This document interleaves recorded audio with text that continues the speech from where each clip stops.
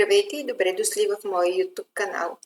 Хайде днес да се върнем към нещо старо, което след като качеството му е много увеличено, се превръща в нещо съвсем ново. Без да преувеличавам, бих казала, че е изключително актуално и днес. Нарича се "Човешкото петно", авторска песен на Камелот в изпълнение на бившия им вокалист Рой Кан.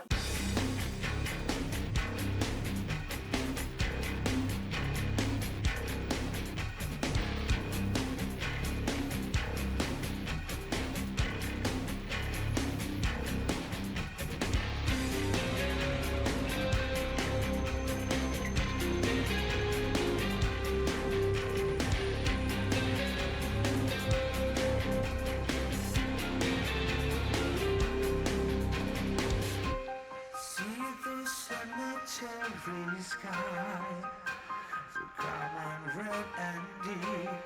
Watch the oceans rising high. It's a human state. Talk about the growing hunger. Ask why with deep concern. Don't you think the human race is ceaseless living? Уникален е този Рой Кан. Как с лекота преминава от първа във втора октава, от бас-баритон към драматичен тенор. Да анализираме текста, защото той е много интересен. След малко ще поговорим и за клипа, разбира се, тъй като с тези гробове, доста готическа атмосфера, нещо точно по мой, а и предполагам ваш вкус, след като гледате моите анализи. Виж небето над гробищата, алено, с цвят на кръв дълбока. Гледай океаните как се вдигат, това е човешкото петно.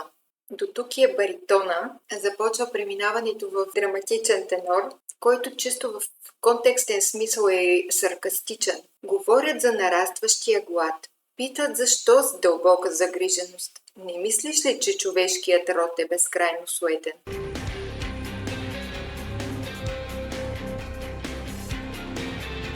Клипът е уникален. Cemetery sky, so calm and red and deep. Watch the oceans rising high. It's a human state. Talk about the growing hunger. Ask why with deep concern. Don't you think the human race is ceaseless living? But it hurts to be alone, loved one. In this summertime we're driftwood passing by. Don't you wish you were a child again? Just for a minute, just for a minute.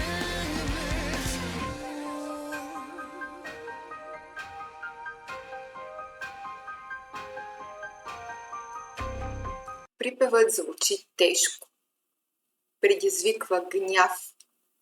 Изпяте буквално с стиснати зъби. Имам чувството, че когато пее с такава техника, сякаш Рой залепя фронталната част на гръдния си кош за гърба си, за да изкара този плътен глас, чиято роля е авторитетно да ни освести с думите: "Но боли да си жив, приятелче, в този тих отлив сме просто плаващи съчки. Не ти ли се иска пак да си дете?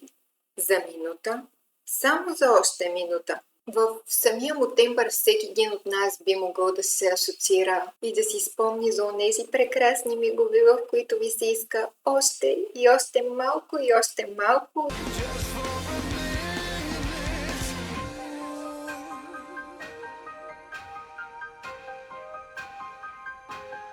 Клавирите уникални са.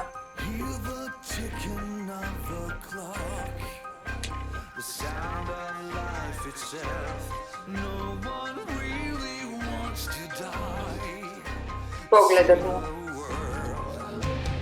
Tell me that you told us surrender from how we fail to learn.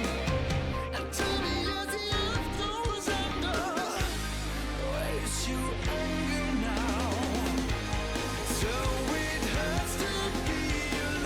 Този тежък бас, който се чува в контрастното преливане между октави с посланието следно.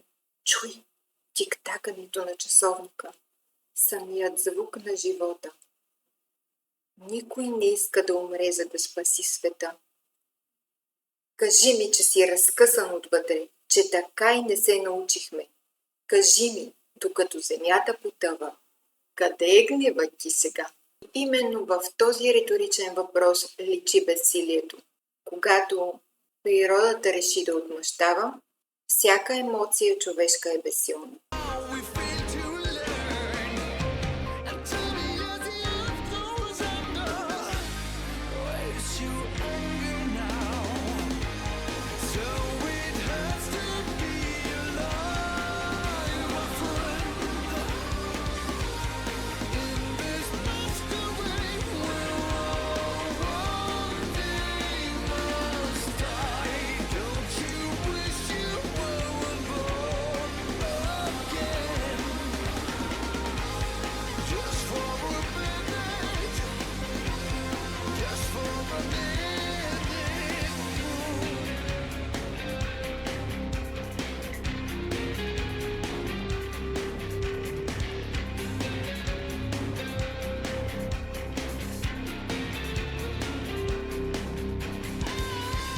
Това жестикулиране и тези изразителни погледи от страна на музикантите и този тунел в клипа, който от една страна се асоциира с хора, които чакат да се преродят, а от друга страна тези, които преминават отвъд. Много паралелен свят рисува тази песен. Тук няма повторение, има един носталгичен прогрес. Човек е обърнат към миналото, защото знае какво му предстои. Така че боли да си жив, приятелче, в този маскарад, където всеки един ден трябва да умре. Не ти ли се иска да не беше се раждал? За минута. Само за още минута.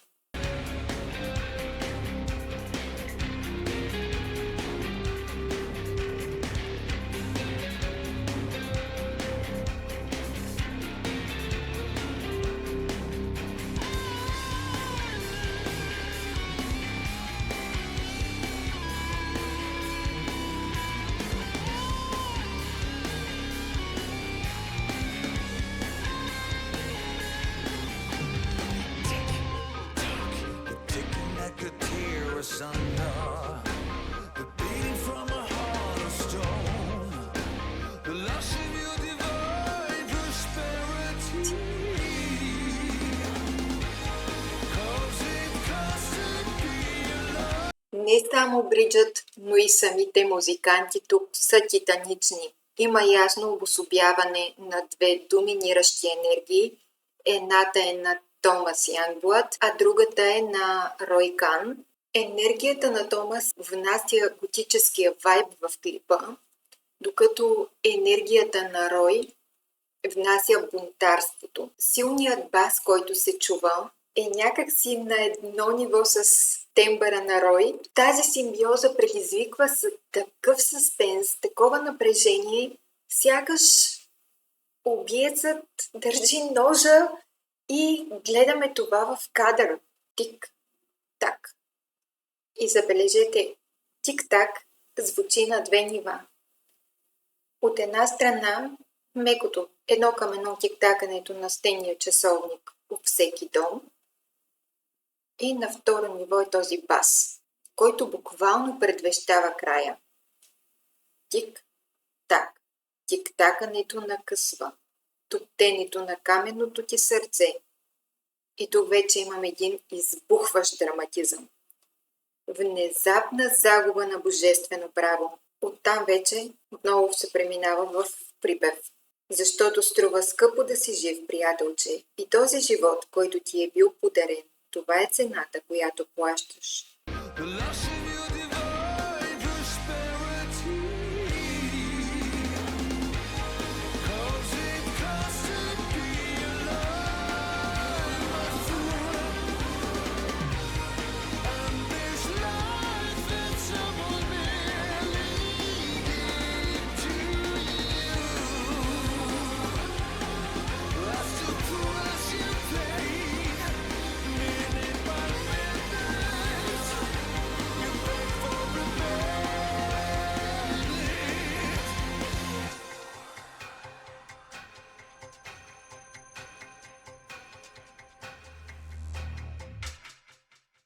стоп. Много красив, много поучителен клип, много силно послание и запомнящо се парче, защото резонира с всеки един от нас.